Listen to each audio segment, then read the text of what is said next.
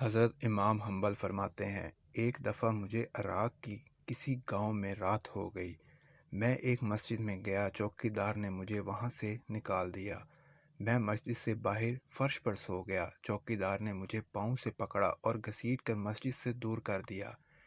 ایک خدا ترس آدمی مجھے اپنے گھر لے گیا۔ وہ شخص چلتا پھرتا، اٹھتے بیٹھتے ہر وقت استغفار پڑھتا تھا۔ صبح ہوئی تو میں نے اس شخص سے پوچھا کہ کیا آپ کو استغفار پڑھنے کا کوئی فائدہ بھی ہوا؟ اس نے جواب دیا، جی ہاں، میری دعا قبول ہوئی سوائے ایک دعا کے کہ میری ملاقات امام احمد بن حنبل سے ہو جائے۔ میں نے کہا، میں ہی امام بن حنبل ہوں، اور تم دیکھو کہ مجھے کیسے گھسیٹ کر تمہارے پاس لایا گیا ہے۔ یہ ہے برکت استغفار کی۔